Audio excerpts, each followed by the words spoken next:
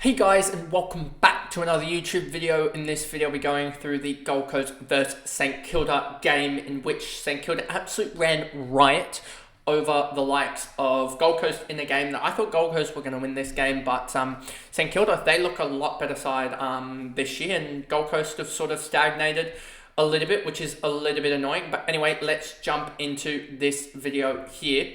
As you can see, with the this being recorded on a slightly later date, on a Tuesday rather than the Sunday, we do have a change of graphics a little bit with the kicks and handballs coming in rather than just the disposals on itself, which is a lot easier to look at. So Charlie Robot in 104. Now, I was saying the same thing with Parker, I think, on the Sunday when we went through the GWS game. This 5 free kicks against is a little bit annoying, and we said the same thing, or are going to say the same. No, we did say the same thing about Brennan with her 4 free kicks and 3 missed, her 3 behinds. So I just genuinely think that she won't give away 5 free kicks a game. I don't think so. She may give away 2 or 3 because she's tackling a lot. So I feel like she can get that to 110 this game in general, 110, 115. And then that will allow her, when she does go and spike a 15 or 16 tackle game or have a 30-something touch game, she will genuinely spike a 130. So I think this is like a floor game, isn't actually the worst. And considering they got absolutely pumped, it's not the worst. And if we go through just the quarter by quarter, you'll see 34, 27, 26, and then 17 in the last was a little bit annoying. If she'd done a 25, 30 in the last, then that's a 110, 115 anyway. So, like, I'm not too worried about it, to be honest with you. With it here, 90, 20 touches, 4 marks, 6 tackles, very rounded stat line. She barely did anything in the first quarter, I believe, or the first half in general, then came out in the third quarter and got off to a ripper of the start. I think she had like 3 or 4 clearances in the quarter, and yeah, she just dominated that. So she ended up on a 90, someone that I've had in the past AFLW fantasy seasons, or season that I played, and she can do this, but I just don't think there'll be enough scoring there for her comparative to other players to be fantasy relevant. Bella got on top really early in the ruck. As you see here, only 23 hitouts for the likes of St Kilda. So yeah, I feel that she did really well to dominate the ruck, as they had 47 hitouts to 23. I just don't think she'll be fancy relevant, as I think there'll be other rucks there. Lucy Single playing a tagging role, 22 touches. She just is very physical compared to the rest of everyone. So yeah, 67 from her. One girl that I'm really intrigued to see how this flows out is actually Daisy Darcy. I don't want to jump on her early because I believe, and let me just switch screens here so that I can actually get the AFLW fantasy up, and then also go to Stats Center because I don't want to give away my trades.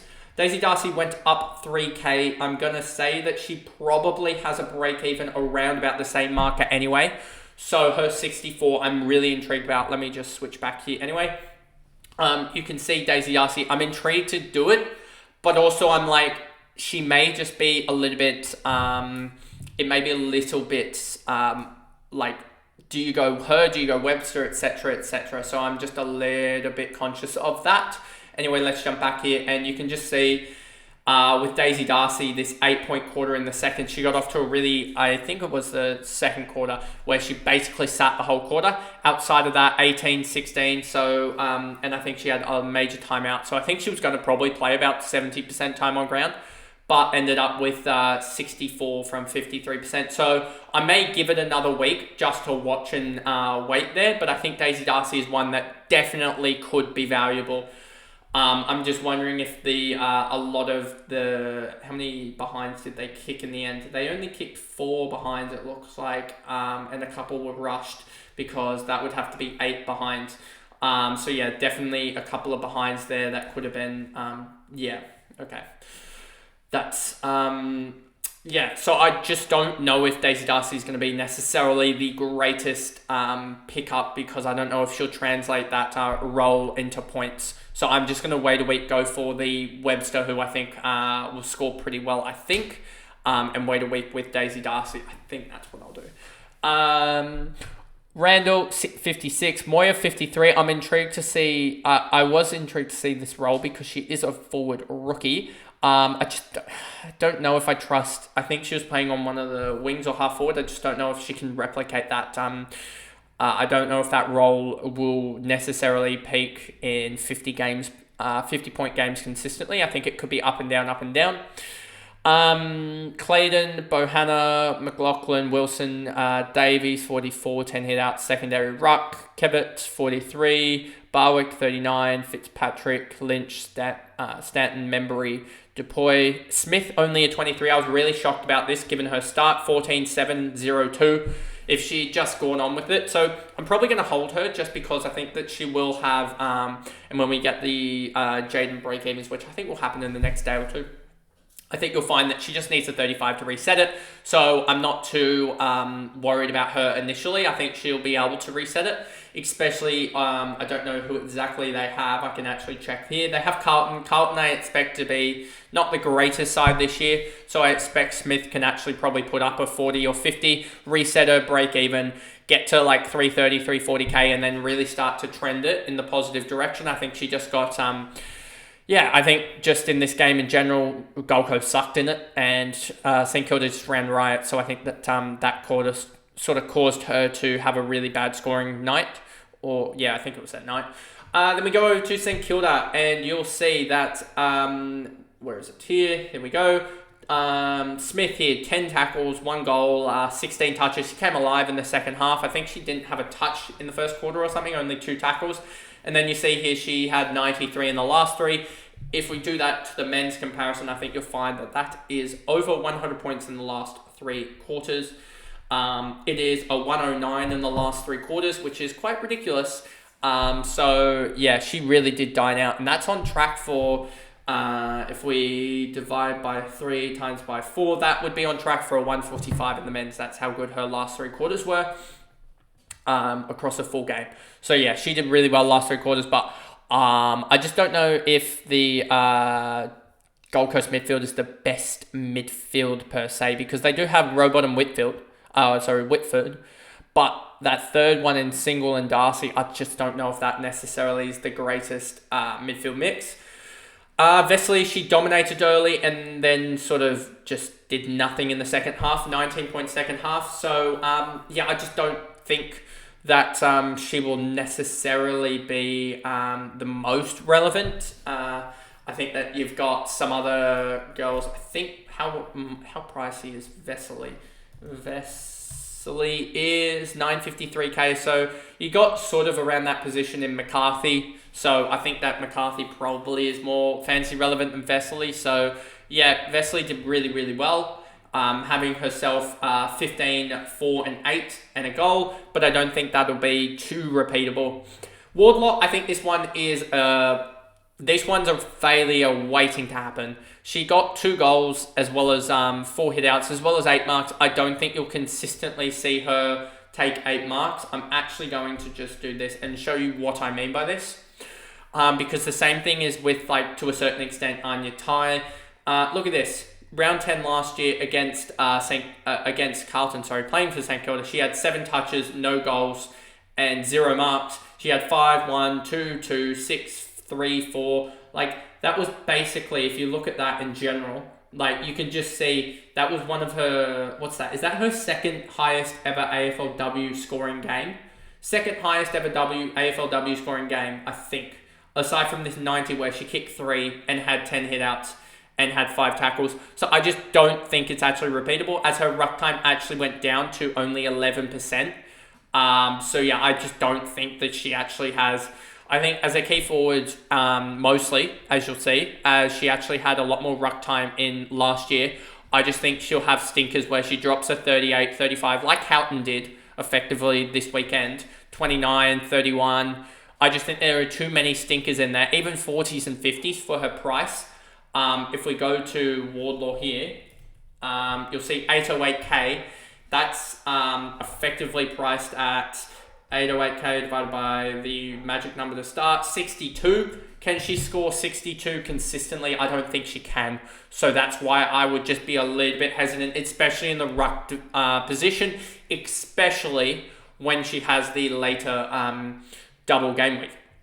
Molly McDonald, I actually need to check where is she. McDonald, I can actually do this, This would be the easier position to do if I just go to St Kilda here. And then go by points. You'll see McDonald as a mid-only 75. I just think that when you're the third scoring mid and closely followed by another mid in Lambert, who I think will generally score more than you, I don't think she'll be fantasy relevant. What's she priced at? 681k. So yeah, I just think that she will, there'll be games where she doesn't score necessarily as well. I do think that 19, 3 and 4, it's a decent split, but I think that you'd really like to see someone have another couple of tackles there, to be honest. But then again, also, she's already got Smith and Vesely, who are huge tacklers, so there isn't many tackles for her to really gain on. So I don't know if there's many stats where she can actually really gain on that 75 in. Lambert here, more of that goal-scoring forward for St Kilda, I think, and 17, 3 and 3. I think she could maybe gain a little bit because I think I back her more experience, etc. That she'll be able to maybe gain another 5-10 points, but then again, that's not really value at. She's sort of around her price tag again. Richards, I'd really need to see the role here to definitely comment on. Let's just check here. You can see this sort of split here. I think that's more wing, to be honest with you. Just looking at that, yeah, I would say that that's wing. And you see here, wingers, they can have absolute stinkers, just like we saw Vesio do, just like we saw in this exact same game Ella Smith do. I wouldn't be touching Richards because that looks like a wing roll. Stewart, but I'd like someone to put in the comments if that is actually a wing roll or whether I've misinterpreted that sort of positional map there. Hannah Stewart, 52. Kelly, Gutteridge, Trudgeon. Karras I thought was really good, but she's more of a, I think she's classified as a ruck. If I get that right. Yeah, ruck. No, thank you. And then you've got Simpson, Anderson, Nalda, Jacobson, Burke, Stevens. Watson was a little bit annoying. 7 kickouts, 5 times she played on. But I think she'll just get better. That 37 could have probably turned into a little bit more. So hopefully she does it next week against the Swan too. Hopefully they give her quite a few to kickouts. As yeah, I think generally she can do a little bit better than 11 touches, 2 and 1.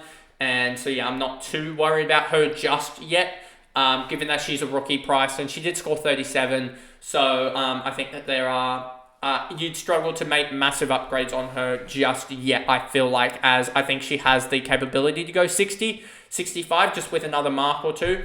But yeah, I'm not too worried about her just yet. Xenos, Priest, and then Friend with a 9, and this is why I think Friend was another winger, so or half forward. Let me just double check this. Could be completely wrong about that. Let me just double check. Sort of a half forward, I would say.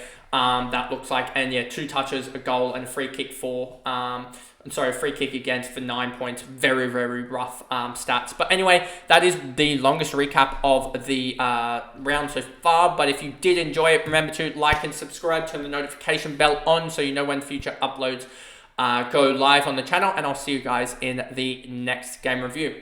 Bye guys.